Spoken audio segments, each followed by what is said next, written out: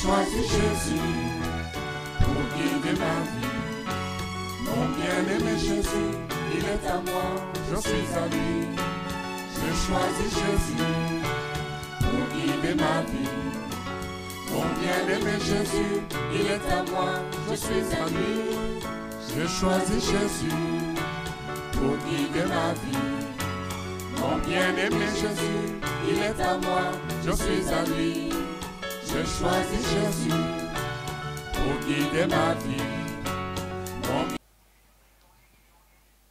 Voilà, gloire à Dieu. Nous continuons notre série Béréen l'explorateur, afin que Dieu nous parle et que Dieu nous parle pour changer nos vies et nous amener à mettre en pratique sa parole. N'oublions pas que ce soit pour ceux qui écoutent dans cette salle, que ce soit pour ceux qui écoutent à distance, le but des études bibliques, c'est ne pas remplir le cerveau, remplir la tête, c'est nous ouvrir les yeux sur les vérités divines afin de nous permettre, de nous construire et nous permettre de faire la volonté de Dieu. C'est ça le but. Donc quand ça devient une simple connaissance, ça va nous tuer.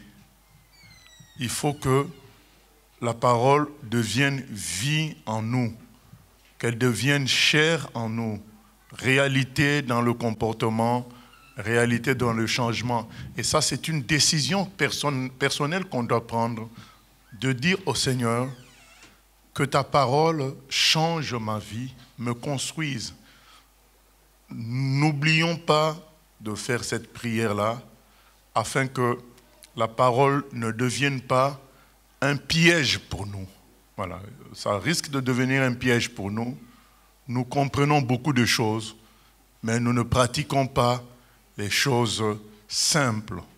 Il faut savoir pratiquer les choses simples, obéir aux instructions des responsables, obéir aux instructions des parents, aimer son prochain, pardonner à son prochain. Le but des études bibliques, c'est tout cela. Ce n'est pas juste augmenter la connaissance. Et aimer Dieu plus que tout. Hein. C'est ça son commandement. Tu aimeras le Seigneur de tout ton cœur, de toute ton âme et de toute ta pensée. Donc quand nous étudions la parole, ça doit nous rapprocher de cela. Je me souviens d'une étude biblique. Donc quand on était arrivé au niveau de Jacob, on a vu comment il a été exploité 7 ans. En fait, il a travaillé 7 ans pour Rachel, mais on lui a donné Léa et on lui a demandé de faire encore 7 ans donc, pour Rachel. Donc en quelque sorte, il a été exploité.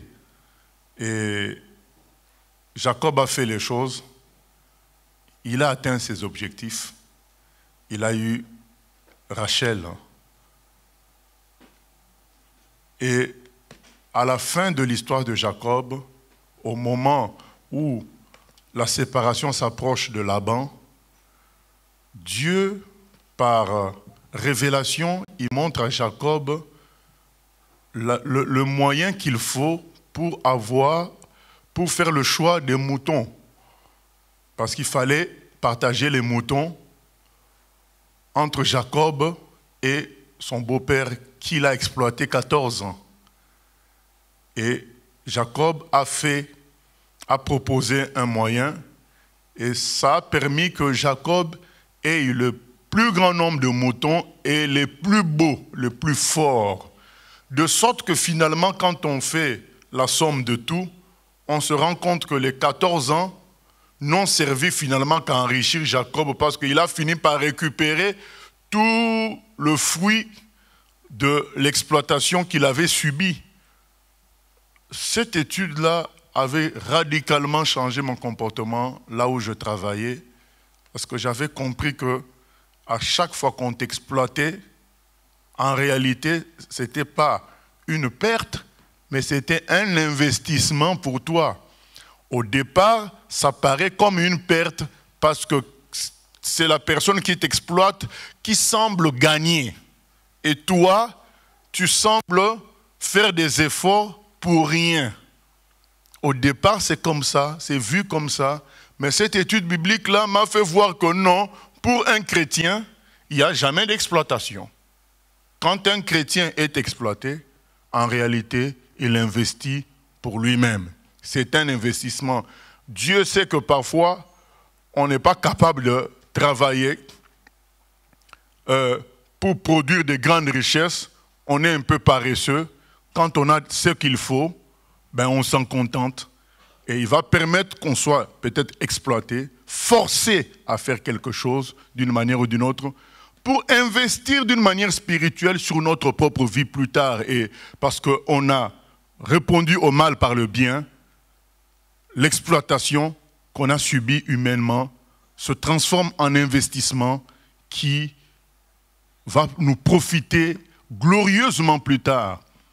Et vraiment, ça avait transformé mon lieu de travail en lieu de paix et de joie dans mon cœur, parce que je considérais toutes les injustices comme une bénédiction.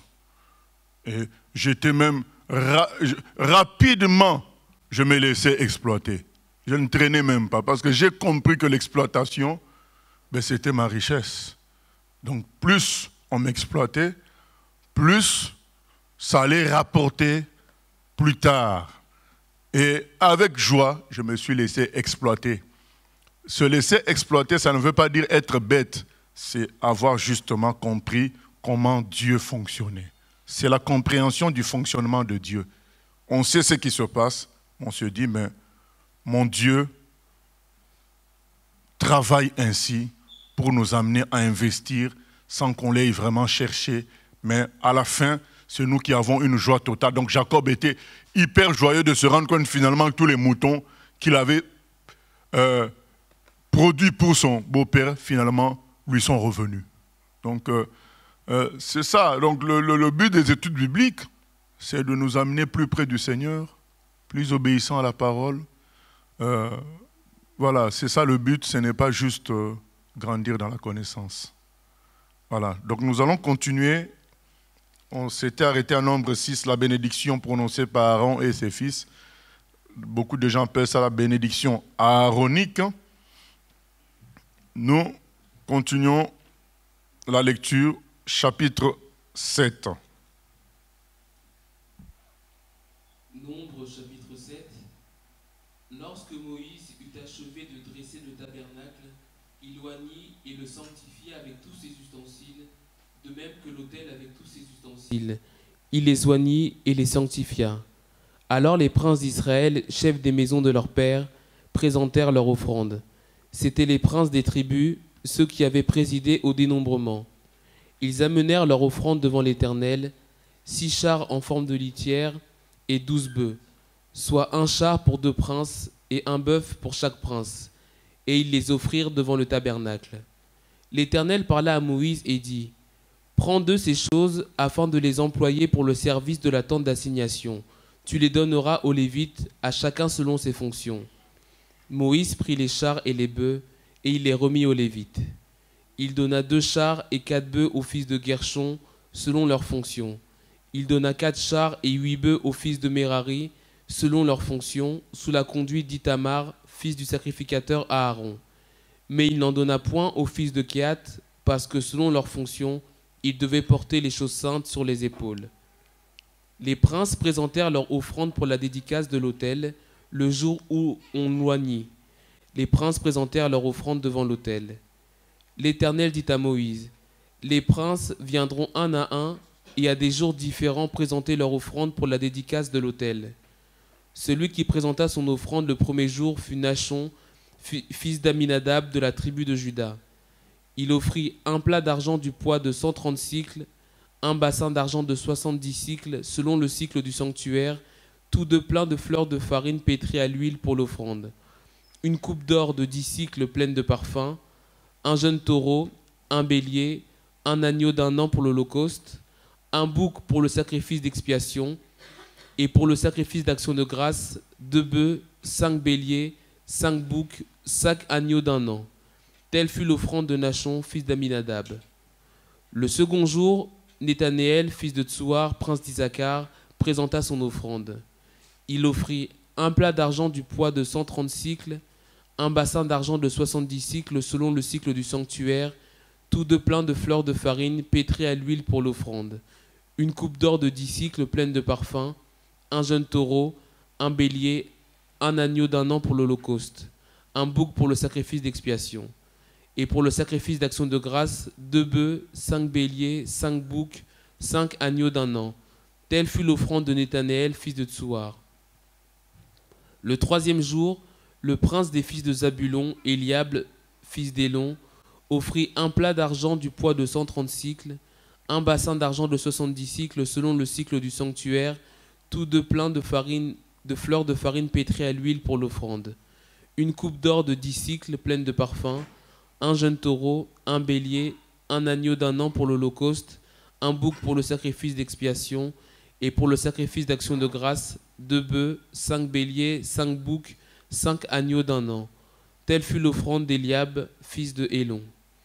Le 4e jour, le prince des fils de Ruben, Élitsour, fils de Chéder, offrit un plat d'argent du poids de 130 cycles, un bassin d'argent de 70 cycles selon le cycle du sanctuaire, tous deux pleins de fleurs de farine pétrées à l'huile pour l'offrande, une coupe d'or de 10 cycles pleine de parfums, un jeune taureau, un bélier, un agneau d'1 an pour l'holocauste, un bouc pour le sacrifice d'expiation, et pour le sacrifice d'action de grâce, 2 bœufs, 5 béliers, 5 boucs, 5 agneaux d'1 an.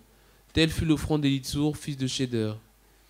Le 5e jour, le prince des fils de Siméon, Shelumiel, fils de Tsurishadai, offrit un plat d'argent du poids de 130 cycles, un bassin d'argent de 70 cycles selon le cycle du sanctuaire, tous deux pleins de fleurs de farine pétrées à l'huile pour l'offrande, une coupe d'or de 10 cycles pleine de parfums, un jeune taureau, un bélier, un agneau d'1 an pour l'holocauste, un bouc pour le sacrifice d'expiation, et pour le sacrifice d'action de grâce, 2 bœufs, 5 béliers, 5 boucs, 5 agneaux d'1 an.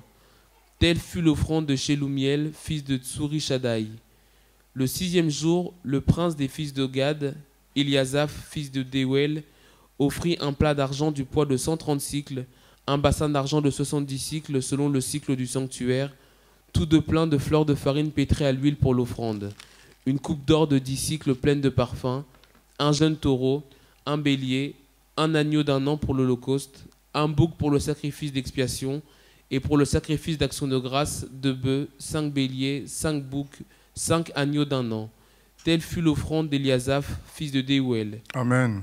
Voilà, qu'est-ce qu'on remarque par rapport à ces offrandes qu'apportaient les princes de chaque tribu pour l'inauguration du tabernacle. Une petite remarque simple, hein? Oui. Ce n'est pas spirituel, ce n'est pas compliqué, c'est juste une remarque physique, là. Oui.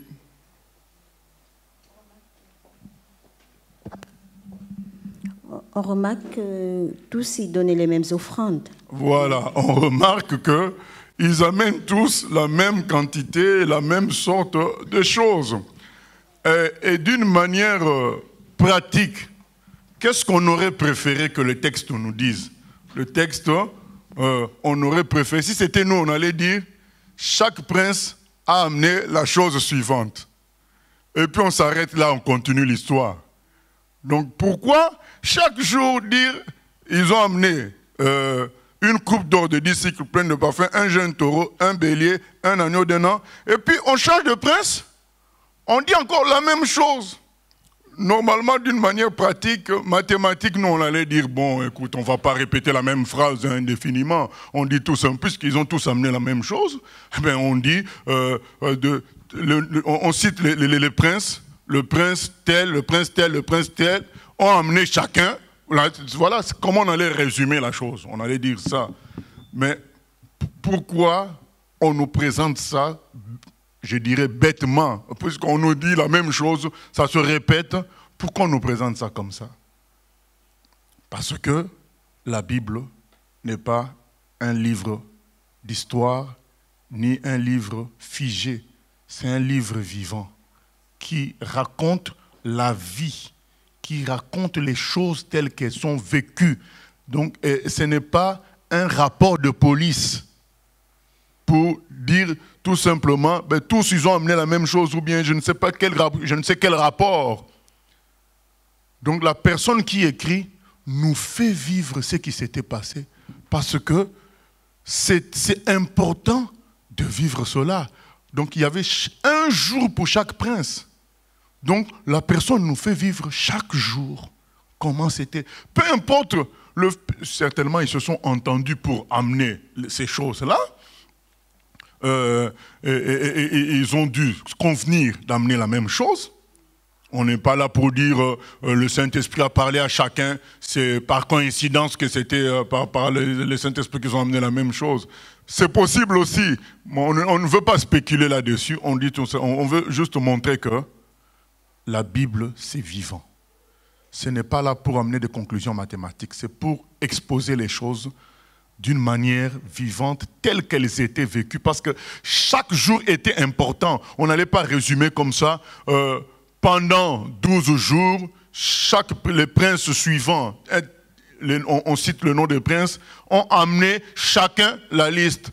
Ça ne donne pas l'image de ce qui s'est passé réellement, qui était que chaque jour, en fait, on nous fait vivre chaque jour. La personne qui écrit ça veut nous faire vivre chaque jour, parce que chaque jour était important et chaque jour était personnel.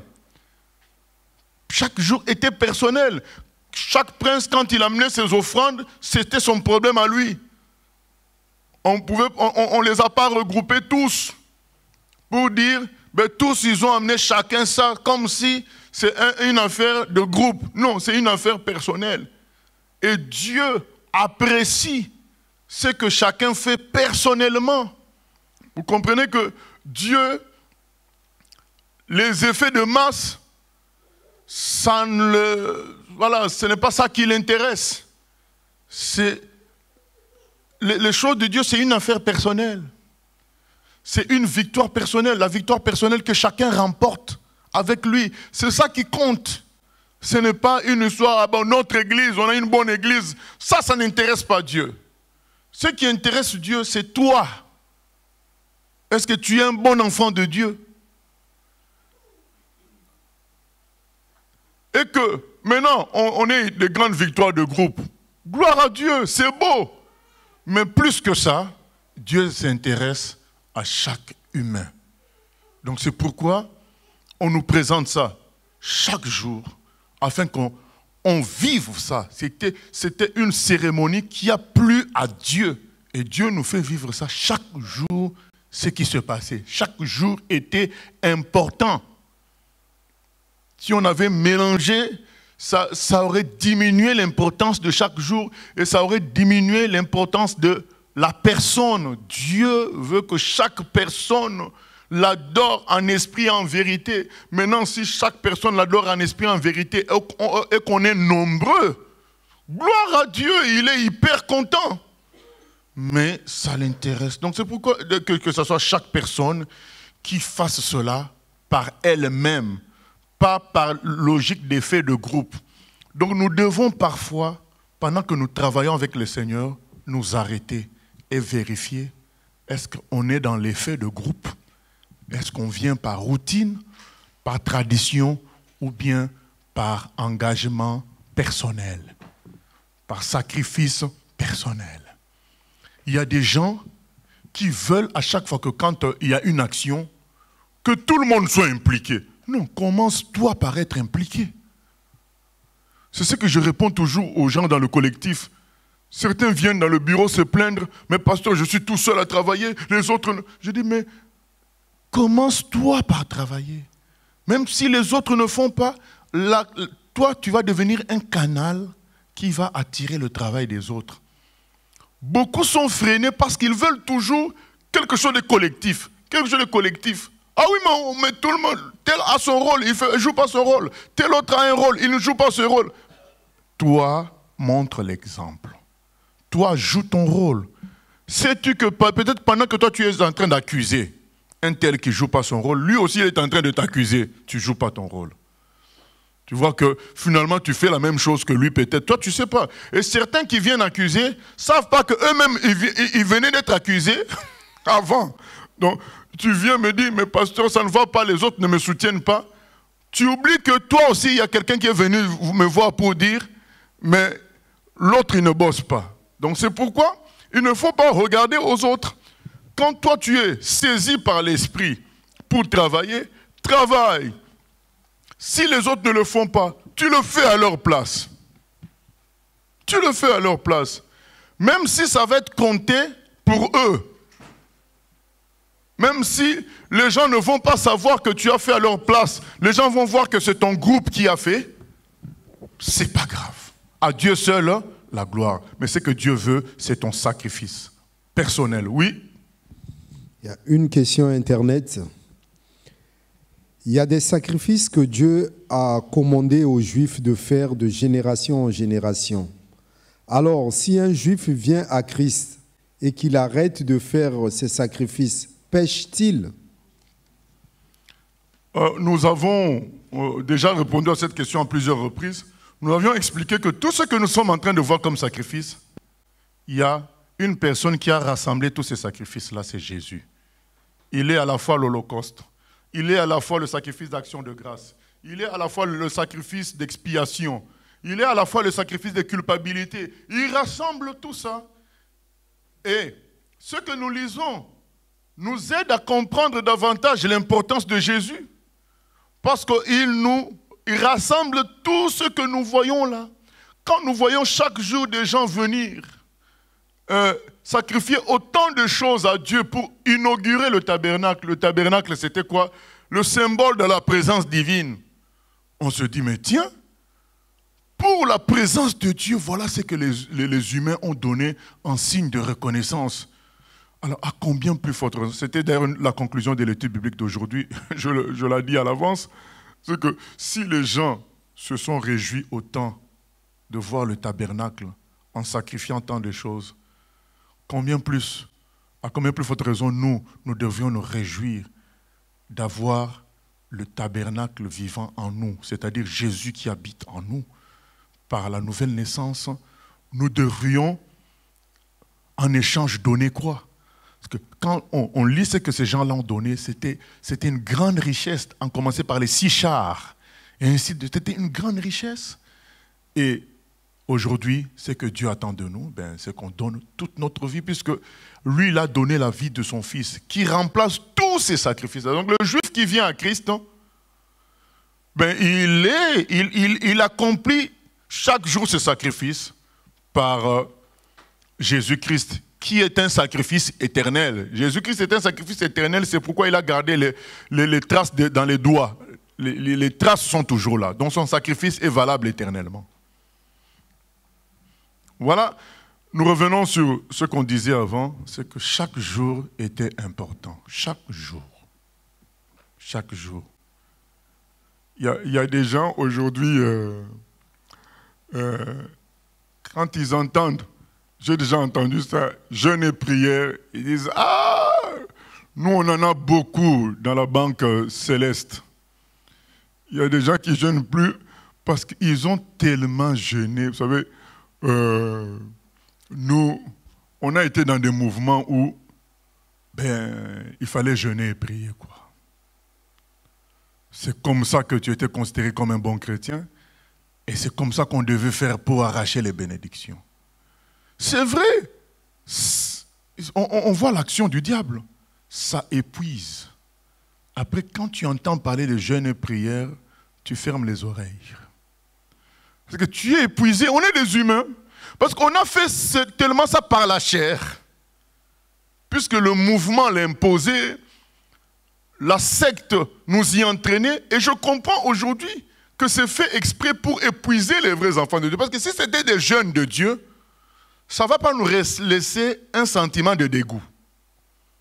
Parce que les gens qui ont fait comme ça pendant 10 ans, 12 ans, 15 ans, des jeûnes et prières, et pour plus tard voir le mouvement dans lequel ils jeûnaient et priaient, se révéler être un faux mouvement, ou bien dévier, parce que bon, on ne peut pas tout juger, mais se disent, mais on a jeûné, prié pour que finalement ce mouvement-là dévie, finalement ce pasteur-là a dévié, on a jeûné, prié alors que c'était un faux mouvement. Ça leur laisse un arrière-goût négatif du jeûne et prière, et quand ils entendent ça encore, ils répondent, on en a beaucoup dans la banque.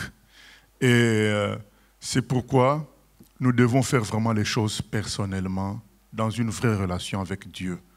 On ne doit pas faire les choses par suivisme, parce que c'est le rythme de notre Église. Non, le sacrifice doit être personnel. Et quand c'est personnel, il n'y a pas du dégoût dans cela. C'est vraiment parce que le Seigneur nous pousse à cela. Et se rappeler toujours que Jésus-Christ est le plus beau et le plus grand sacrifice. Donc ça a été fait. Maintenant, ce que nous faisons là, c'est en communion avec le Christ. Donc nous continuons la lecture des 6 autres princes, concernant les 6 autres princes. Le 7e jour, le prince des fils d'Éphraïm, Élishama, fils d'Amioud, offrit un plat d'argent du poids de 130 cycles, un bassin d'argent de 70 cycles selon le cycle du sanctuaire, tous deux pleins de fleurs de farine pétrie à l'huile pour l'offrande, une coupe d'or de 10 cycles pleine de parfums, un jeune taureau, un bélier, un agneau d'1 an pour l'holocauste, un bouc pour le sacrifice d'expiation, et pour le sacrifice d'action de grâce, 2 bœufs, 5 béliers, 5 boucs, 5 agneaux d'1 an, telle fut l'offrande d'Élishama, fils d'Amioud. Le 8e jour, le prince des fils de Manassé, Gamliel, fils de Pédatsour, offrit un plat d'argent du poids de 130 cycles, un bassin d'argent de 70 cycles selon le cycle du sanctuaire, tous deux pleins de fleurs de farine pétrie à l'huile pour l'offrande, une coupe d'or de 10 cycles pleine de parfums, un jeune taureau, un bélier, un agneau d'1 an pour l'holocauste, un bouc pour le sacrifice d'expiation, et pour le sacrifice d'action de grâce, 2 bœufs, 5 béliers, 5 boucs, 5 agneaux d'1 an. Telle fut l'offrande de Gamliel, fils de Pédatsour. Le 9e jour, le prince des fils de Benjamin, Abidan, fils de Gidéoni, offrit un plat d'argent du poids de 130 cycles, un bassin d'argent de 70 cycles selon le cycle du sanctuaire, tous deux pleins de fleurs de farine pétrie à l'huile pour l'offrande, une coupe d'or de 10 cycles pleine de parfums, un jeune taureau, un bélier, un agneau d'1 an pour l'holocauste, un bouc pour le sacrifice d'expiation, et pour le sacrifice d'action de grâce, 2 bœufs, 5 béliers, 5 boucs, 5 agneaux d'1 an. Telle fut l'offrande d'Abidan, fils de Gidéoni. Le 10e jour, le prince des fils de Dan, Aïézer, fils d'Amishadaï, offrit un plat d'argent du poids de 130 cycles, un bassin d'argent de 70 cycles selon le cycle du sanctuaire, tous deux pleins de fleurs de farine pétrie à l'huile pour l'offrande, une coupe d'or de 10 cycles pleine de parfums, un jeune taureau, un bélier, un agneau d'1 an pour l'holocauste, un bouc pour le sacrifice d'expiation, et pour le sacrifice d'action de grâce, 2 bœufs, 5 béliers, 5 boucs, 5 agneaux d'1 an. Telle fut l'offrande d'Aïézer, fils d'Amishadaï. Le 11e jour, le prince des fils d'Azer, Pagiel, fils d'Ocran, offrit un plat d'argent du poids de 130 cycles, un bassin d'argent de 70 cycles selon le cycle du sanctuaire, tous deux pleins de fleurs de farine pétrie à l'huile pour l'offrande, une coupe d'or de 10 cycles pleine de parfums, un jeune taureau, un bélier, un agneau d'1 an pour l'holocauste, un bouc pour le sacrifice d'expiation, et pour le sacrifice d'action de grâce, 2 bœufs, 5 béliers, 5 boucs, 5 agneaux d'1 an. Telle fut l'offrande de Pagiel, fils d'Ocran. Le 12e jour, le prince des fils de Nephtali, Aïra, fils d'Enan, offrit un plat d'argent du poids de 130 cycles, un bassin d'argent de 70 cycles selon le cycle du sanctuaire, tous deux pleins de fleurs de farine pétrie à l'huile pour l'offrande, une coupe d'or de 10 cycles pleine de parfums, un jeune taureau, un bélier, un agneau d'1 an pour l'holocauste, un bouc pour le sacrifice d'expiation, et pour le sacrifice d'action de grâce, 2 bœufs, 5 béliers, 5 boucs, 5 agneaux d'1 an. Telle fut l'offrande d'Aïra, fils d'Enan. Tels furent les dons des princes d'Israël pour la dédicace de l'autel le jour où on l'oignit. 12 plats d'argent, 12 bassins d'argent, 12 coupes d'or. Chaque plat d'argent pesait 130 cycles, et chaque bassin 70. Ce qui fit pour l'argent de ces ustensiles un total de 2400 cycles, selon le cycle du sanctuaire. Les 12 coupes d'or pleines de parfums, à 10 cycles la coupe, selon le cycle du sanctuaire, firent pour l'or des coupes un total de 120 cycles. Total des animaux pour l'Holocauste, 12 taureaux, 12 béliers, 12 agneaux d'un an avec les offrandes ordinaires, 12 boucs pour le sacrifice d'expiation. Total des animaux pour le sacrifice d'action de grâce, 24 bœufs, 60 béliers, 60 boucs, 60 agneaux d'un an. Tels furent les dons pour la dédicace de l'autel après qu'on l'en l'eut oint. Lorsque Moïse entrait dans la tente d'assignation pour parler avec l'Éternel, il entendait la voix qui lui parlait du haut du propitiatoire placé sur l'arche du témoignage entre les deux chérubins. Et il parlait avec l'Éternel. Amen. Voilà, nous voyons quelle beauté tous ces 12 jours de sacrifice en l'honneur de l'Éternel. C'est comme si, bien-aimés, pour nous, Dieu nous demande que chaque jour soit nouveau. Il n'y a pas le dimanche qui doit être spécial. Chaque jour, le lundi, le mardi, en fait, nous remplaçons chaque jour un prince. Donc, le lundi, tu es le prince de la tribu de Benjamin. Le mardi, tu es le prince de la tribu de Juda. Voilà, chaque jour est un jour, même si, en apparence, on renouvelle les mêmes offrandes. Il y a des gens qui veulent compliquer les affaires. Dire, bah, donc, comme hier, j'avais prié de telle manière, aujourd'hui, je vais changer. Oh. Mais là, c'était les mêmes offrandes. Le problème n'est pas la beauté de la prière, les mots. Bon, je vais changer un peu pour faire un peu plus sérieux ou bien je ne sais pas quoi. Non, c'est le cœur. Dieu veut que chaque jour, tu viennes avec la même envie, le même cœur, le même désir. C'est ça qui compte. Et les paroles viendront parce que c'est l'Esprit qui aide. Et c'est le sérieux qui compte pour Dieu. On n'est pas là à vivre 6 jours en attendant que vienne le dimanche. Non, chaque jour. Moi, je me souviens des 5 jours qu'on a de prière, de préparation de la fête de l'Éternel. Je peux dire que j'ai été autant béni pendant les 5 jours de préparation que pendant les jours même de la fête. Il y avait comme une présence surnaturelle pendant le jeûne. Et la même présence était là pendant la fête. Donc on ne va pas dire, voilà, on est en train de prier en attendant que le jour de la fête, il y ait une grande puissance. Non, dès que tu pries déjà là, ça a commencé. Dieu veut que ta prière de chaque jour soit importante. Il ne faut pas se dire, ben, ma prière sera importante le jour où je verrai un ange, le jour... Non, chaque jour, c'est important. Vraiment, il veut insister là-dessus. On nous a eu, parce que par le diable, en nous emmenant à vouloir toujours rendre les choses belles d'une manière humaine. Construire les choses d'une manière humaine. Or, ce que Dieu attend, c'est que chaque jour, nous ayons la même intention, la même motivation, c'est laquelle? Seigneur, que ta volonté soit faite au ciel comme sur la terre. Seigneur, que ton règne vienne. Je sais qu'on a longtemps entendu que le Notre Père, on ne devait pas le répéter, Dieu n'attend pas cela, mais bien aimé, c'est quand même le Seigneur qui nous a dit que c'est comme ça qu'on doit prier. Hein. Notre Père qui est aux cieux, que ton nom soit...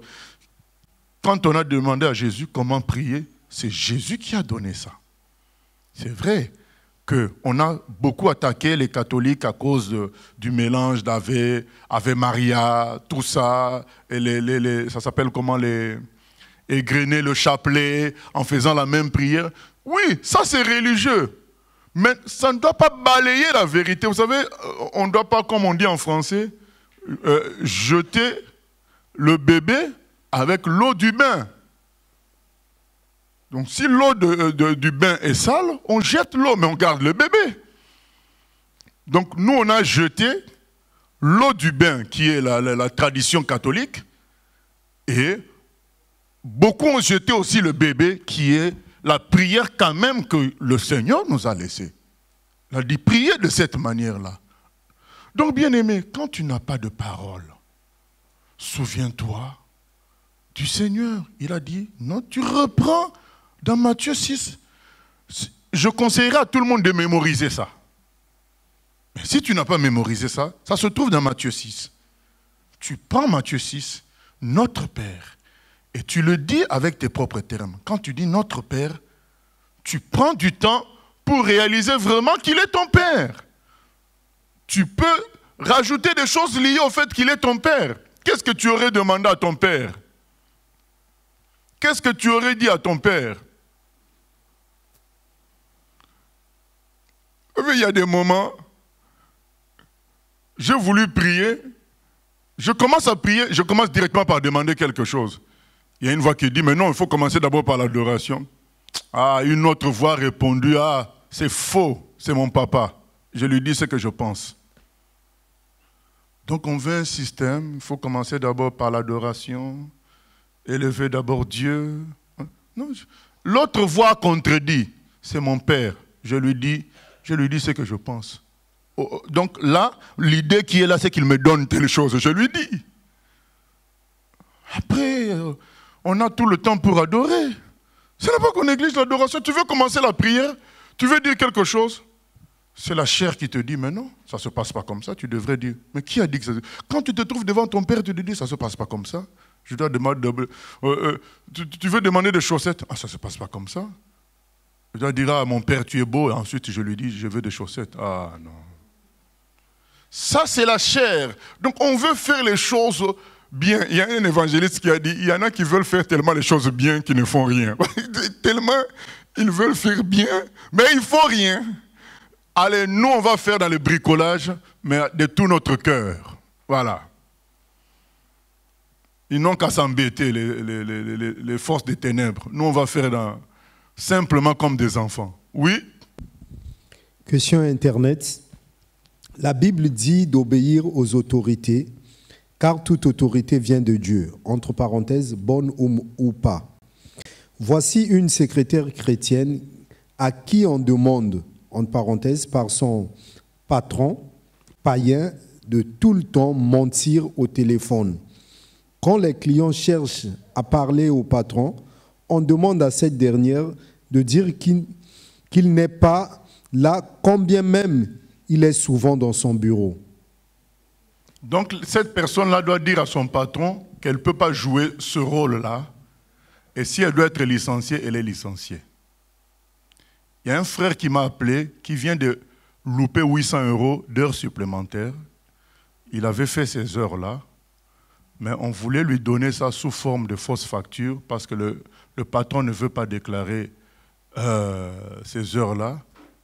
Et le frère se demandait, je fais comment? Je prends ou je ne prends pas? Vous connaissez ma réponse. Tu ne prends pas. Dieu s'occupera de toi s'il s'occupe des oiseaux. Donc, voilà.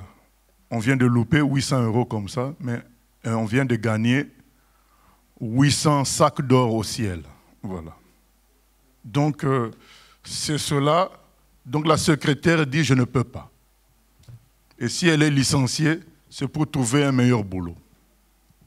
Voilà.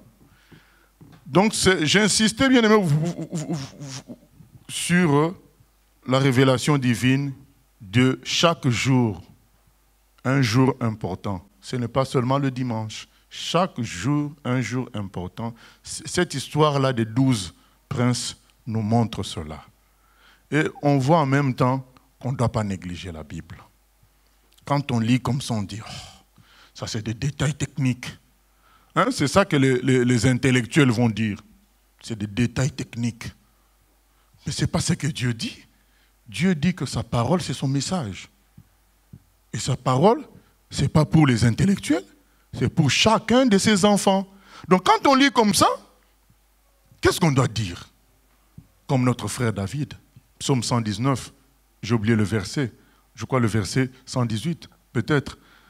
Ouvre-moi les yeux que je contemple afin que je contemple les merveilles de ta loi. Donc on va vérifier ça. Psaume 119, ou verset 30.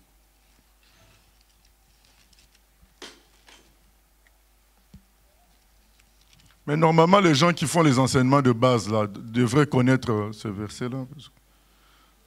J'attends de l'aide, ça ne vient pas. Verset 18, pas 118, mais 18. Psaume 119, verset 18. Ouvre mes yeux pour que je contemple les merveilles de ta loi. On voit ça dans les enseignements de base quand on arrive à la parole. Ouvre-moi les yeux afin que je contemple les merveilles de ta loi. Bien, mais nous avons besoin de faire régulièrement cette prière-là. C'est important parce que quand on lit, moi le premier, autrefois j'aurais dit, ça c'est des détails techniques, c'est bon, j'ai lu. En plus, ça se ressemble, tous les princes, la même chose. Ah bon, on passe. On cherchait un psaume. Mais non, toute la parole de Dieu est puissante. Et là, est vivante. Et est là pour nous construire. C'est pourquoi c'est écrit quoi? L'homme vivra de toute parole. Ce n'est pas écrit de la parole. L'homme vivra de la parole. Hein. C'est écrit l'homme vivra de toute. Et aujourd'hui, on lit, ça nous donne la vie. On se dit, mais c'est vrai. Chaque jour ressemblait au précédent, mais on nous le présente quand même comme un jour nouveau. Aujourd'hui, le prince de Juda, demain le prince d'Issachar, le lendemain le prince de Dan, toujours avec les mêmes offrandes. Mais pourquoi on ne résumerait pas ça? Parce que chaque jour était important pour Dieu. Donc même si chaque jour, tu viens dire à peu près les mêmes mots devant Dieu, mais tant que c'est un jour nouveau, c'est pourquoi il est dit, chantez à l'Éternel un cantique nouveau. Ça ne veut pas dire que forcément c'est un nouveau chant, humainement parlant, physiquement parlant, mais c'est un nouveau chant dans le cœur aujourd'hui. Et je suis d'accord avec vous, notre chair ne suit pas toujours. Mais nous devons nous souvenir que notre Dieu veut un cantique nouveau. Et quand notre chair ne suit pas, le dire à Dieu, Seigneur, j'aimerais te faire une prière nouvelle, je veux te chanter un cantique nouveau, mais ma chair ne suit pas. Aide-moi. Au lieu de le faire, d'implorer l'aide du Seigneur, nous préférons nous laisser dominer par la chair, accuser la maladie, accuser les autres, accuser l'atmosphère. Ah, il fait gris. Ça change quoi? Il fait gris, bon, on n'a pas trop la bonne humeur. Je ne suis pas bien réveillé, mais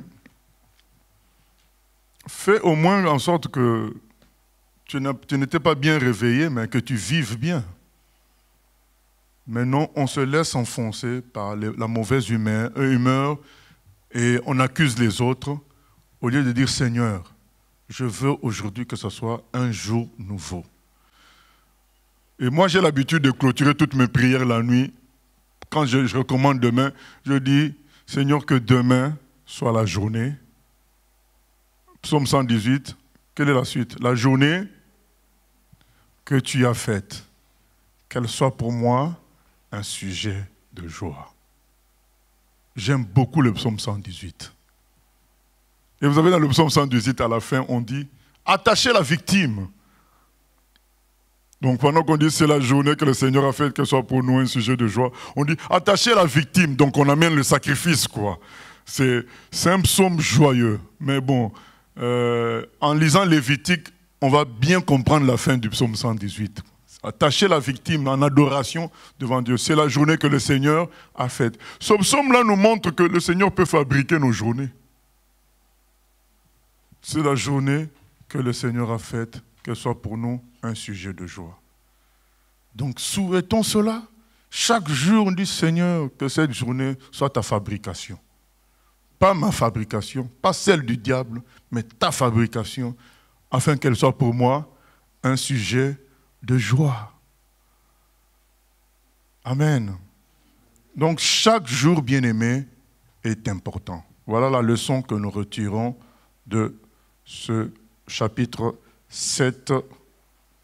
Nous continuons, chapitre 8. Nombre chapitre 8.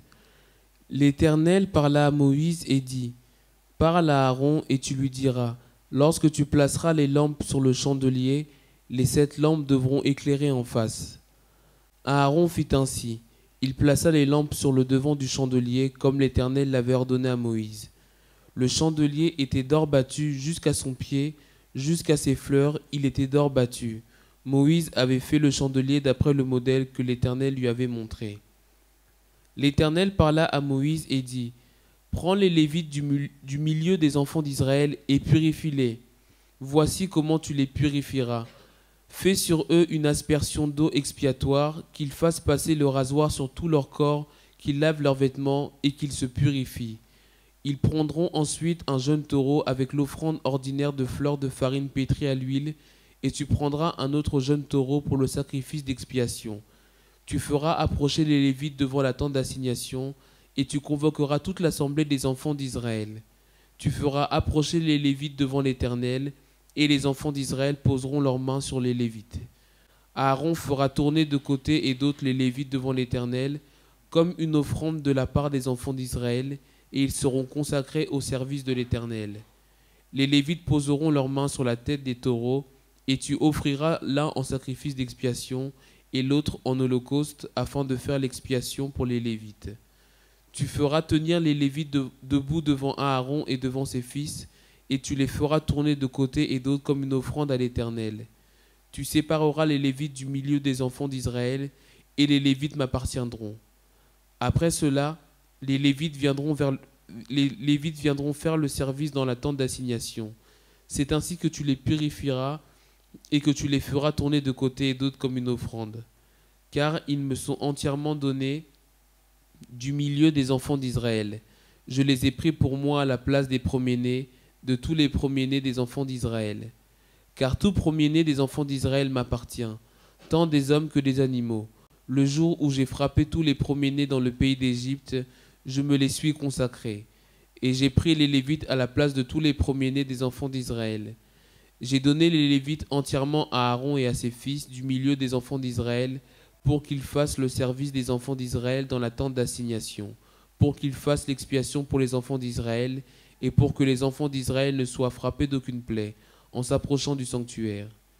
Moïse, Aaron et toute l'assemblée des enfants d'Israël firent à l'égard des Lévites tout ce que l'Éternel avait ordonné à Moïse touchant les Lévites, ainsi firent à leur égard les enfants d'Israël. Les Lévites se purifièrent et lavèrent leurs vêtements. Aaron les fit tourner de côté et d'autre comme une offrande devant l'Éternel, et il fit l'expiation pour eux afin de les purifier. Après cela, les Lévites vinrent faire leur service dans la tente d'assignation, en présence d'Aaron et de ses fils, selon ce que l'Éternel avait ordonné à Moïse touchant les Lévites. Ainsi fut-il fait à leur égard. L'Éternel parla à Moïse et dit, « Voici ce qui concerne les Lévites, depuis l'âge de 25 ans et au-dessus. » Voilà, on va y arriver après. Donc, je reprends ce qu'on a lu. Dès le départ, on dit l'Éternel parla à Moïse et dit, parle à Aaron et tu lui diras, lorsque tu placeras les lampes sur le chandelier, on connaît le chandelier à 7 branches, les 7 lampes devront éclairer en face.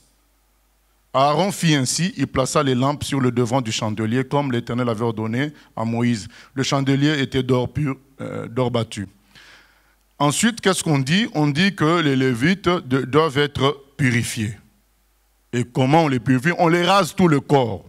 Donc, ils sont nus pour qu'ils soient rasés tout le corps. Et ça nous rappelle quoi? Ensuite, il y a d'autres cérémonies, il y a les taureaux. Après, le peuple impose les mains sur les Lévites. On voit avec Dieu, donc je m'arrête d'abord sur l'histoire du peuple qui impose, parce qu'il est écrit, tu feras approcher les Lévites devant l'Éternel et les enfants d'Israël poseront leurs mains sur les Lévites. Donc on voit que même quand Dieu t'appelle, son peuple doit être en accord. Ça marche avec le peuple de Dieu ensemble. Les Lévites sont appelés par Dieu. Mais qui impose les mains? C'est le peuple. En quelque sorte, le peuple est en position, d'une manière spirituelle, en position inférieure vis-à-vis des Lévites, parce que c'est les Lévites qui vont servir le peuple pour le contact avec Dieu. Mais pourtant, c'est le peuple qui valide le choix de Dieu. C'est important. On ne peut pas dire « je suis appelé » et on n'a aucune validation auprès des vrais chrétiens. Les vrais chrétiens vont valider. Et c'est pourquoi Jésus dit quoi dans Jean 10 ? Mes brebis entendent ma voix et elles m'écoutent, elles me suivent. Si tu es de Dieu, les gens de Dieu te suivront. Le Seigneur dit quoi? Il dit, je suis venu rendre témoignage à la vérité. Et il a dit à Pilate, et ceux qui sont de la vérité m'écoutent. Donc, quand Dieu nous appelle, les gens de vérité nous valident. Et là, il a appelé les Lévites, mais le peuple de Dieu impose les mains sur les Lévites pour valider. David, il a été appelé, oint dans 1 Samuel 16 par Samuel. Ou un roi, Samuel là, ou un roi. Mais est-ce qu'il est devenu roi? Il n'est pas devenu roi. Physiquement. Il était roi en esprit et en réalité. Mais dans le concret physique, il ne l'était pas encore. Mais quand le temps est arrivé qu'il devienne roi concrètement, qu'est-ce qui s'est passé? Le peuple a validé. Les gens se sont réunis pour dire à David, c'est toi notre roi. D'ailleurs, même quand Saül était roi, c'est en réalité toi qui étais notre roi. Donc les gens reconnaissent que même avant, tu étais déjà notre roi, mais ce n'était pas toi qui étais en fonction. Mais aujourd'hui, ça devient officiel. Que Dieu nous appelle, c'est très bien. Mais on a besoin de la validation des humains. Et c'est pourquoi l'apôtre Paul dit dans Acte 24, verset 16, « Je me comporte de sorte à être irréprochable vis-à-vis de Dieu et vis-à-vis des hommes. » Vis-à-vis de Dieu et vis-à-vis des hommes. Qu'est-ce que nous rencontrons? Il y a des gens qui disent « Je suis appelé ». Il est impoli dans sa famille, mais à l'église, c'est loin de l'Éternel. Mais dans toute sa famille, mais dans toute ta famille, il va y avoir quand même 2 ou 3 personnes de vérité. Dans toute sa famille, reconnu comme orgueilleux, arrogant, impoli, mais c'est à l'église que c'est le saint. Il y a un problème, parce que dans toute ta famille, il va y avoir quand même 2 ou 3 personnes qui sont censées. Ces gens-là doivent te valider aussi dans la famille, dire « Ah non, voilà, le monsieur est de Dieu ». Même si les frères de Jésus ne le comprenaient pas, parfois, mais sa mère validait. Parce qu'il est écrit dans Luc chapitre 2, sa mère retenait tout ce que les gens disaient sur lui, les prophètes, les anges. Sa mère a retenu tout ça. Sa mère savait qui était Jésus. Aux noces de Cana, il dit aux gens, quand il manquait du vin, allez le voir, il peut faire quelque chose pour vous. Sa mère savait qui il était. Donc il va y avoir le peuple de Dieu qui va te valider. Il y a le peuple de Dieu partout. Il va y avoir toujours quelqu'un qui va valider que ce que tu fais, c'est de Dieu. On ne parle pas de quelqu'un, des gens qui vont le faire par intérêt ou d'une manière charnelle. On parle vraiment du vrai peuple de Dieu qui va le faire. Et là, les Lévites, c'est vrai, sont appelés par Dieu, mais ils sont validés par le peuple de Dieu. Donc on ne doit pas, un vrai serviteur de Dieu ne doit pas négliger le peuple de Dieu. Il ne doit pas, parce que c'est le peuple de Dieu, il y a le nom de Dieu sur ce peuple-là, donc tu ne peux pas dire tu es appelé, mais tu es en problème avec le peuple de Dieu. Non, non, non, non. Le peuple de Dieu va valider quand même. On a vu que pour que Moïse travaille, qu'est-ce qui s'était passé? Quand Dieu avait appelé Moïse, est-ce que le peuple était là? Le peuple n'était pas là. Hein? Quand il y avait le buisson ardent, le peuple n'était pas là. Mais pour que Moïse travaille, il a fallu quoi? Il fallait que les anciens se réunissent pour valider que c'est Moïse qui va aller parler en leur nom. Il fallait qu'ils se réunissent. Et Dieu a donné à Moïse les moyens pour convaincre les anciens. Dieu n'a pas dit à Moïse, va libérer mon peuple tout seul comme ça. Ah non, il fallait qu'il soit validé par les anciens qui existaient déjà. Et donc Moïse a fait le miracle devant les anciens. Il a mis la main, il a d'abord sorti le serpent, le bâton s'est transformé en serpent. Ensuite, il a mis la main, sa poitrine est devenue lépreuse. Il a remis, la poitrine est redevenue normale. afin que les anciens disent, ah, nous croyons vraiment que c'est Dieu qui t'a envoyé. Il a été validé par les anciens bien-aimés. Aujourd'hui, on ne peut pas avoir des gens, super extraordinaires qui ne sont validés que par Dieu lui-même. Non, on doit être validé aussi par les hommes. L'apôtre le dit, je fais tout afin d'être irréprochable vis-à-vis des hommes et vis-à-vis de Dieu. C'est important, bien aimé. Même les hommes méchants, on a vu cela donc avec Saül. Saül a validé David. C'était lui le roi en place. Il l'a validé. Il a dit à David, Dieu te bénira. Dieu te bénira. Nicodème, Joseph d'Arimathée et d'autres encore sacrificateurs ont validé Jésus. Ils ont dit, tu es de Dieu. Même s'il y avait un autre groupe de méchants qui se sont opposés, mais il y a un groupe de vrais qui ont dit, ça, c'est un envoyé de Dieu. Donc, bien-aimés, ne méprisons pas le peuple de Dieu, ne méprisons pas les vrais serviteurs de Dieu, sinon, nous-mêmes, je crois qu'on n'est pas de Dieu. Voilà. Oui. Oui, pasteur, je voulais savoir en quoi la partie physique dans l'Ancien Testament était... pourquoi c'était aussi important. Je m'explique, par exemple, pour ceux qui faisaient... là, pour les Lévites, ils demandaient qu'ils soient rasés complètement, tout ça, tout ça. Donc, en quoi la partie physique, parce qu'au jour d'aujourd'hui, c'est plus ça, on n'a plus besoin de... physiquement... tu m'as compris. Donc, oui, donc le message qui est là, c'est le message de la propreté. Donc on doit être saint. Donc quand ces gens-là sont rasés complètement, ça donne une peau lisse, une peau propre. Donc on voit qu'il y a le message de la propreté pour nous. Aujourd'hui, le message, c'est la sainteté, c'est la pureté. Et maintenant, il y a un autre message, parce que c'est ce que je voulais ressortir, qui est lié.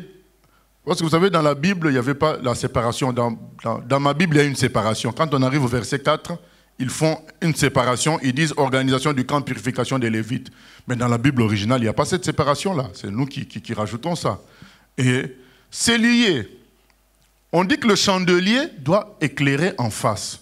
On ne sait pas par quel mouvement on pouvait faire pour que ça éclaire en face, ou pas derrière, ou en haut, ou derrière.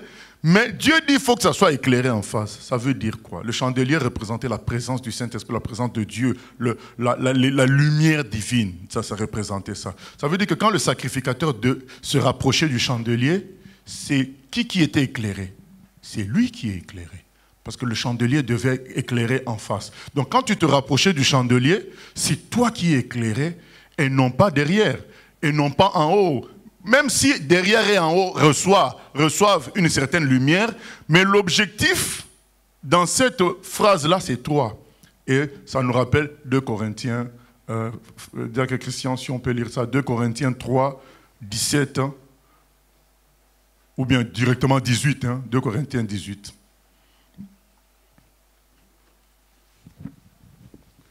« 2 Corinthiens, chapitre 3, verset 18. Nous tous qui, le visage découvert, contemplons comme dans un miroir la gloire du Seigneur, nous sommes transformés en la même image de gloire en gloire, comme par le Seigneur, l'Esprit. » Amen. Le visage dévoilé, ça veut dire quoi? Sans artifice. Donc, on n'est pas en train de parler de maquillage. Donc, le visage dévoilé, c'est dans le sens de... parce que les gens risquent de m'attendre là-bas à la fin du culte pour m'accrocher. Non, donc le visage dévoilé, c'est... tu n'as pas d'artifice. Tu es comme un bébé devant Dieu. Tu es nu. Tu laisses sa lumière te changer. Tu es nu. Tu n'as pas de raisonnement personnel. Tu viens là. Tu bois sa lumière. Tu es en face de Dieu. Tu ne te caches pas. Tu es en face de lui. Souvent, on se cache. Pourquoi on se cache? Nos intentions ne sont toujours pas bonnes. Souvent, on se cache. Pourquoi on se cache? On a peur de l'appel de Dieu. On ne se cache pas forcément parce qu'on a le péché. On se cache parfois parce qu'on sent que l'appel de Dieu est trop fort pour nous. ça va nous amener une sorte de mort, ça va nous amener dans des complications. Et en fouillant l'appel, on ne veut pas être en face de Dieu, on s'incline, on se met de côté pour que la lumière ne nous touche pas totalement. Comme ça, on fait semblant de ne pas bien entendre sa voix. Et Dieu dit, non, non, non, non, non, non, il faut m'affronter. Un vrai sacrificateur, un vrai chrétien doit nu affronter Dieu. Venir comme ça, dire, ben, je viens devant toi. Fais de moi ce que tu veux. Je viens devant toi. La peur, c'est surtout, il va me demander des choses qui me dépassent. Mais non, Dieu, s'il te demande quelque chose, il va te préparer à accomplir aussi la chose. Nous ne devons pas avoir peur de cette lumière-là. Il dit, ça doit éclairer en face. Beaucoup de gens n'affrontent pas Dieu. Ils profitent de l'Église pour parler à Dieu. Ils profitent de la religion. Ils ne veulent pas affronter Dieu face à face. Être là, dire, ben, je suis là. Je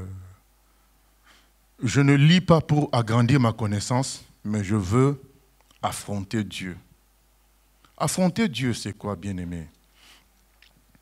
Quand tu lis la parole, tu considères que c'est pour toi. Il y a des gens qui lisent. Vous allez ressusciter les morts. Ils tournent vite la page, parce qu'il y a une certaine honte. Déjà que je ne guéris même pas de maux de tête, quand est-ce que je vais ressusciter les morts là? Ils tournent vite pour ne pas avoir honte. Donc ils tournent très vite. Aimez-vous les uns les autres. Ils tournent vite parce qu'il est en colère contre sa sœur. Donc il tourne vite. Il ne veut pas traîner sur le verset qui est en train de griller sa peau nue. Donc il tourne vite ou bien il met un voile pour empêcher que toute la lumière le touche. Il ne veut pas affronter Dieu. Bien-aimés, affrontons Dieu. Chaque jour, nous devons l'affronter. Mais lui aussi, il réagit. Hein? Tu l'affrontes, il te blesse. Il te dit, ben voilà. Mais toi aussi, tu dois l'affronter, comme Jacob l'a affronté. Comme Pierre a affronté Jésus. Est-ce que tu m'aimes? Pierre a regardé Jésus en face. Il a dit, je t'aime. Jésus dit, si tu m'aimes, paie mes brebis. Est-ce que tu m'aimes? Pierre n'a pas cherché de circonlocution. Oui, Seigneur, je t'aime. Mais le Seigneur aussi est insistant et comme on perspicace. Est-ce que tu m'aimes? Pour mettre le doute chez Pierre. Pierre dit, c'est pas la peine. Tu connais mon cœur, puisque tu lis dans les cœurs. Tu sais que je t'aime. Pierre a gagné la bataille. Mais il a gagné la bataille en affrontant Dieu. Mais on peut gagner en disant Dieu, ben Seigneur, si je ne suis pas à la hauteur par rapport à mon amour pour toi, aide-moi. C'est tout. Mais fuir l'affrontement fera qu'on mènera une vie chrétienne sur terre médiocre. Tu ne veux pas affronter la parole de Dieu. Il dit, femmes, soyez soumises, tu tournes vite. Parce que quand tu lis femmes, soyez soumises, tu t'imagines toute la vaisselle que tu vas te taper, lorsque tu dis, mais c'est un type paresseux, donc si je suis ce verset-là, c'est ma mort, donc tu tournes vite. Au lieu d'affronter et de dire, ben Seigneur, donne-moi la force et glorifie ton nom dans mon obéissance. Il faut affronter Dieu. Vous savez que chaque fois qu'on va affronter Dieu, ça va changer notre existence et notre environnement. C'est écrit, la moisson est grande, il y a peu d'ouvriers. Dans Jean 4, c'est écrit, la moisson est déjà blanchie. Il manque seulement les gens pour récolter. Et toi, ça fait 10 ans que tu distribues les traités, aucune conversion. Tu tournes vite quand tu arrives à cette... Parce qu'il y a aussi une peur de considérer que Dieu est inefficace. Parce que c'est une parole que tu lis, mais que tu sembles loin de vivre, ou que tu n'as jamais vécu, pourtant tu as essayé. Et tu as aussi une peur de te tromper de Dieu. Et on ne préfère pas affronter, on préfère tourner. Parce que, quelque part, ça déstabilise aussi notre foi. On dit, mais oui, mais il a dit que la moisson est grande, la moisson est déjà blanche, mais nous, on fait l'évangélisation, il n'y a rien, personne ne se convertit. Mais pour ne pas te déstabiliser, tu n'affrontes pas, tu te caches devant la lumière. C'est pourquoi Dieu dit, le chandelier doit éclairer en face. On ne doit pas fuir Dieu. Ça doit toucher en face. Et 2 Corinthiens 3, 17 à 18 nous dit, nous qui, le visage dévoilé, donc on doit être le visage dévoilé devant cette lumière. Dieu nous promet, au contraire, ça va nous transformer de gloire en gloire en son image. Ne fuyons pas, affrontons Dieu chaque jour. Chaque jour. Par la prière. Au fait, quand on affronte, quand on est face à Dieu, il y a l'éclairage qui nous montre nos défauts, il y a l'éclairage qui nous montre que Dieu peut faire des choses extraordinaires, il y a l'éclairage qui nous montre les attentes de Dieu pour nous, l'appel de Dieu. On est gêné parce qu'on se sent faible par rapport à tout ça. On est gêné parce que on se sent loin des promesses faites par le Seigneur. On dit, ben oui, mais ça fait des années, on entend cette prédication-là. D'ailleurs, les gens disaient, mais ça fait des années, on entend que le Seigneur revient. L'apôtre Pierre en parle. Les gens le disent. On nous dit que Jésus revient. Ça fait des années. Mais combien d'années le peuple d'Israël a dit, l'an prochain, les Shana-Abba, Yerushalem. L'an prochain à Jérusalem. Ils l'ont dit pendant plus de 1000 ans. Ils espéraient toujours qu'un jour Jérusalem va être à eux. L'an prochain à Jérusalem. Quand ils se rencontraient, ils se disaient l'an prochain à Jérusalem. N'est-ce pas que ça s'est accompli en 1948 et puis en 1967? Ça s'est accompli. Dieu veut que notre foi soit toujours fraîche. N'ayons pas peur d'être comme déçu. Tu es en face de Dieu. En face de Dieu, c'est ça. Tu es en face de sa parole. En face de ce que tu sais de lui. Tu es en face de Dieu. Et tu n'arrives même pas à parler. Parce que ce que tu veux dire, tu te rends compte que tu l'avais dit hier, mais rien ne s'est fait. Voilà. Tu dis, mais encore, je vais dire ça encore aujourd'hui, ça va faire quoi? J'ai déjà dit ça pendant une semaine. C'est pourquoi on ne veut pas trop être en face. On veut garder quand même notre foi, garder une certaine paix, ne pas être trop déçu.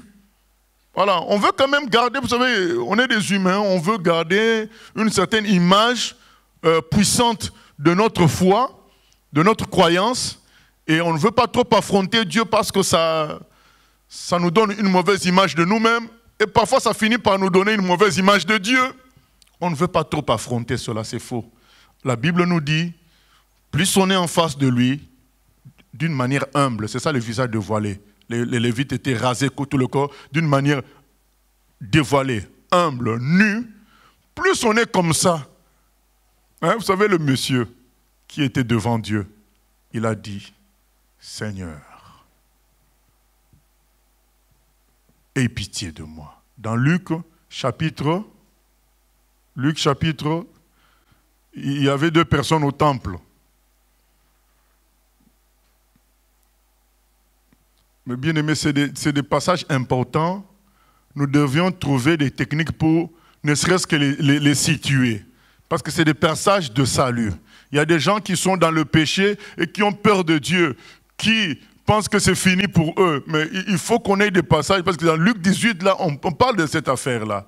Donc ces 2 personnes qui se présentent là au temple pour prier, il y a un qui est en train de dire, mais moi je suis extraordinaire. Je jeûne 2 fois la semaine. Donc cette personne-là, qu'est-ce qu'elle fait? Elle met un voile devant la lumière de Dieu. Au lieu de faire face à la lumière de Dieu nue, la personne vient avec son voile de bonnes œuvres. Je jeûne, je donne mon offrande. Je fais ceci, donc il empêche la lumière de Dieu de l'éclairer parce qu'il a déjà mis ses bons actes. Je prie beaucoup. Donc quand il vient vers Dieu, il vient costaud devant Dieu. Et il y a l'autre qui dit, ah, je suis cuit. je suis face à Dieu, mais je suis petit et pauvre. Mais ça ne finit pas là. Il dit, oh Seigneur, aie pitié de moi. Et Jésus a dit, c'est la deuxième personne qui a été justifiée devant Dieu. C'est ce que nous dit 2 Corinthiens 3, 18. Nous qui, le visage dévoilé, tu viens pauvre, petit, nu devant Dieu. Pour dire, ah, je suis perdu, mais je me confie en toi, Seigneur. Aide-moi, aie pitié de moi. Il ne faut pas qu'on soit seulement dans l'humilité, il faut qu'on soit aussi dans la foi. Car toi, tu as la puissance de changer le mauvais en bien, en bon. Car, c'est pourquoi la prière finit, car c'est à toi qu'appartiennent la puissance et la gloire. Donc il n'y a pas seulement l'humilité, il y a la foi en la toute-puissance de Dieu. Car c'est à toi qu'appartient la puissance et la gloire. Tu peux changer mon existence. Je t'affronte parce que je sais que mon salut viendra que de toi. Je ne peux pas fuir. Je ne peux pas mettre le voile de mes bonnes œuvres, mettre le voile de mes bons comportements. Tout ça, c'est zéro. La Bible dit que toutes les bonnes œuvres d'un homme, c'est comme un vêtement souillé. Ésaïe le dit, c'est comme un vêtement souillé. J'ai donné de l'argent aux pauvres, c'est souillé devant Dieu. Ce qui compte, c'est l'œuvre de Jésus. C'est ça qui compte. Et tu viens, tu dis, Seigneur, je suis souillé par mes bonnes œuvres, mais je ne te fuis pas, parce que mon salut viendra de toi. Aie pitié de moi. Change-moi. Oui, Père, accomplis ce que tu as dit dans 2 Corinthiens 3, 18, que je devienne comme toi. Affrontons chaque jour le Seigneur. Le monde en a besoin. Le monde a besoin des fils de Dieu, brillants, puissants. Mais ça viendra de la lumière du Seigneur. Ne le fouillons pas. Affrontons-le. Ne mettons pas un voile devant en critiquant les autres, en disant c'est à cause de ma femme, c'est à cause de mon mari, c'est à cause de tel que je suis comme ça. Comprends-moi, Seigneur. Je suis un voleur parce qu'il n'y a pas de nourriture dans mon pays. Non. On vient, Seigneur, aie pitié de moi, car je suis un homme pécheur. Mais je crois que toi, tu peux me changer et glorifier ton nom, afin que l'humanité connaisse que tu es le Dieu vivant. Affrontons le Seigneur. Seigneur, je ne sais pas comment nourrir ma famille aujourd'hui. Mais je crois, ce qui est écrit dans Psaume 23, tu es mon berger, je ne manquerai de rien. Mais beaucoup, qu'est-ce qu'ils font dans ces moments-là? Ah, le Seigneur ne voit pas que j'ai des enfants. Il me laisse dans telle situation. Allez, on allume la télé, le feu de l'amour, pour se calmer un tout petit peu. Voilà. Allez, les infos. On va savoir ce qui se passe en Libye maintenant. Parce que la personne est déjà en colère contre Dieu. Il ne veut pas que cette colère continue. Un peu de distraction. Parce qu'il ne veut pas quand même toucher aussi fondamentalement à sa foi. Et on reste comme ça au milieu. Non, arrêtons avec le milieu. Soyons en face. La lumière en face. On dit Dieu, voilà ma situation. Mais Dieu, mais voilà ce que dit aussi ta parole. Ta parole dit que Jésus s'est sacrifié pour moi. Il a pris mes péchés à la croix. Et Jésus est ressuscité. Tout ce qui m'apporte la mort aujourd'hui n'a pas lieu d'être puisque Jésus est ressuscité, il a vaincu la mort. Je veux vivre. C'est ça, affronter le Seigneur. Je n'ai pas de quoi manger au Seigneur aujourd'hui. Mais toi, tu as dit dans ta parole ça. Mais voilà, par manque de foi, on ne veut pas affronter parce qu'on a peur aussi de tuer notre foi totalement. Et on évite, et on va mendier, on va appeler des gens, on va faire ceci, on va chercher des bricoles parce qu'on ne veut pas affronter Dieu pour multiples raisons. Non, la lumière toujours en face. Oui, question? Une question Internet. Quelle relation y a-t-il entre les 7 lampes, donc, dont parle Nombre 8 au verset 2, et les 7 églises de la province d'Asie, dont parle dans Apocalypse 1, verset 4, et les 7 esprits de Dieu, dans Apocalypse 4, verset 5. Oui, ça nous parle à chaque fois de l'action complète de Dieu au milieu des humains. Le chiffre 7 résume l'action complète de Dieu au milieu des humains. Alors que le chiffre 12 symbolise la totalité des humains vis-à-vis de Dieu. Donc il y avait 24 veillards, on suppose 12 apôtres et 12 princes des tribus d'Israël. Donc ça symbolise la totalité des humains qui sont en relation avec Dieu. Donc le chiffre 12 est utilisé dans cet esprit-là. Et le chiffre 7, c'est la perfection de Dieu, la totalité de son action envers les humains. Cette église, donc toute l'action de Dieu se symbolise par ces 7-là. On voit les 7 lampes, c'est l'action de Dieu sur la personne. Les 7 esprits, c'est l'action de Dieu sur les humains par son esprit. C'est ce que ça symbolise, le chiffre 7. Donc nous continuons au chapitre 9. Et les versets 24 qu'on n'a pas lu jusqu'au verset 26. Ah oui, excuse-moi, tu peux continuer alors, verset 24. Voici ce qui concerne les Lévites. Depuis l'âge de 25 ans et au-dessus, tout Lévite entrera au service de la tente d'assignation pour y exercer une fonction. Depuis l'âge de 50 ans, il sortira de fonction et ne servira plus. Il aidera ses frères dans la tente d'assignation pour garder ce qui est remis à leurs soins, mais il ne fera plus de service. Tu agiras ainsi à l'égard des Lévites pour ce qui concerne leurs fonctions. Amen. Donc là, on nous dit, voici ce qui concerne les Lévites. Depuis l'âge de 25 ans et au-dessus, tout Lévite entrera au service de la tente d'assignation pour y exercer une fonction.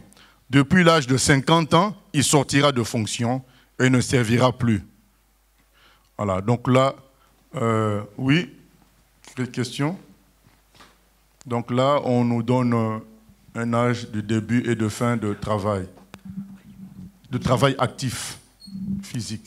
Oui. Est-ce que du coup un serviteur de Dieu, pasteur, prophète ou autre peut, non, on ne va pas dire qu'il va être à la retraite, mais est-ce qu'à un moment donné Dieu peut aussi lui dire de se reposer, peut-être travailler dans l'intercession ou autre, enfin, tu vois? Oui, c'est possible, Dieu conduit comme il veut, mais ce n'est pas la retraite. C'est pas la retraite. C'est pas la retraite, mais Dieu peut nous dire qu'on est beaucoup plus utile maintenant à cette époque dans l'intercession, dans la prière, plutôt que dans l'action. Mais nous, ce qu'on doit retenir, c'est qu'on est à la disposition du Seigneur.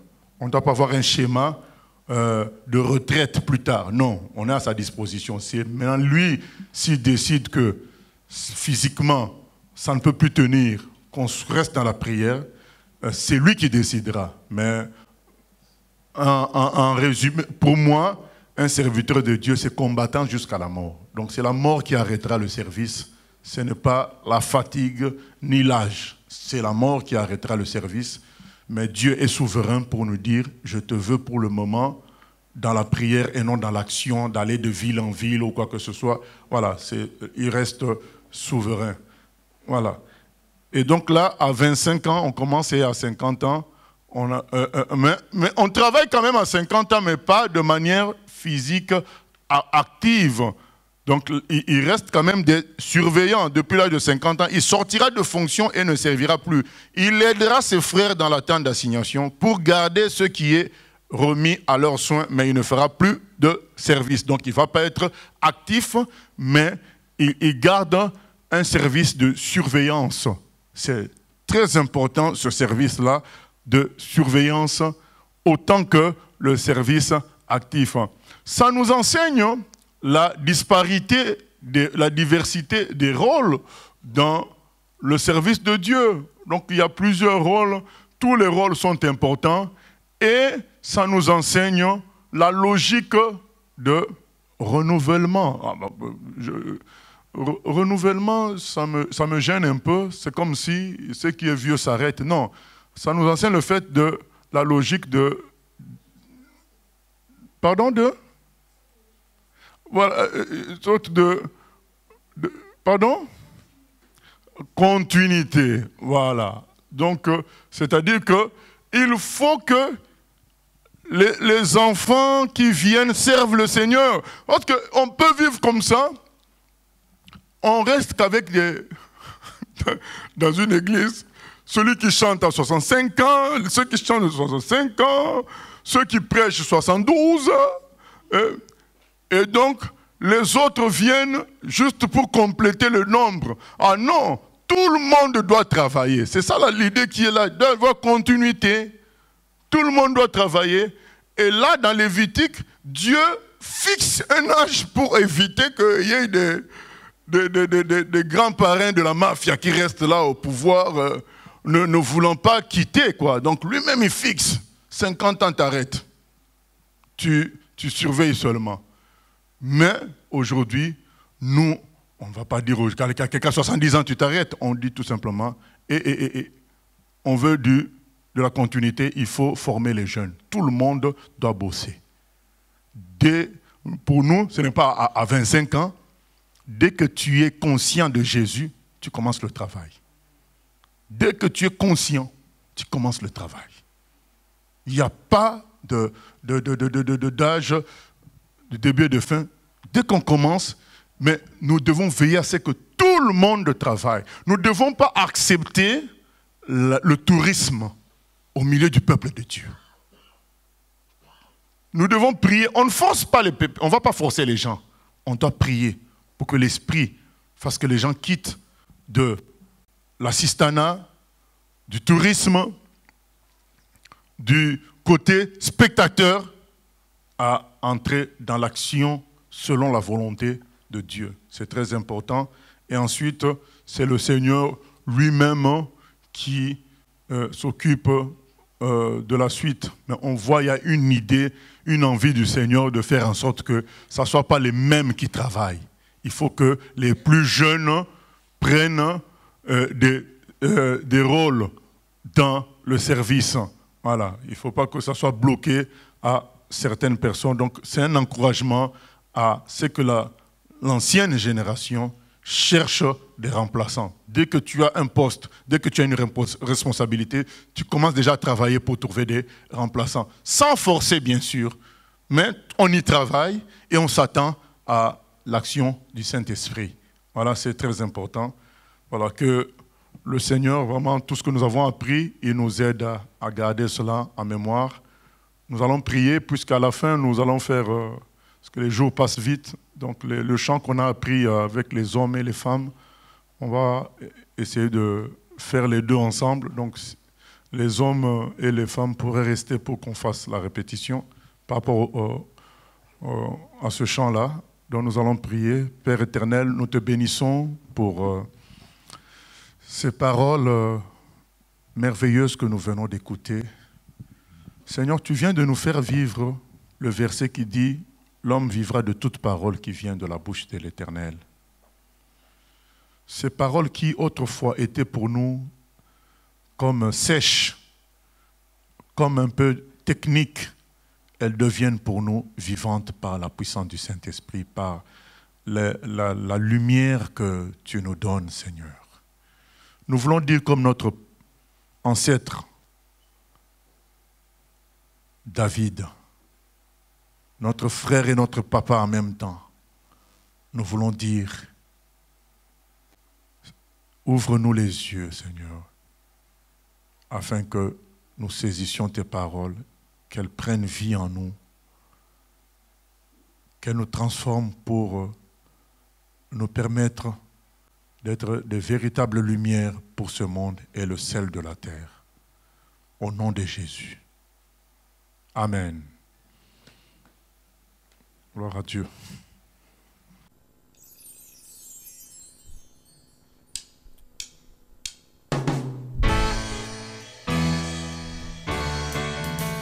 J'ai choisi Jésus pour guider ma vie. Mon bien-aimé Jésus, il est à moi, je suis à lui. J'ai choisi Jésus pour guider ma vie. Mon bien-aimé Jésus, il est à moi, je suis à lui.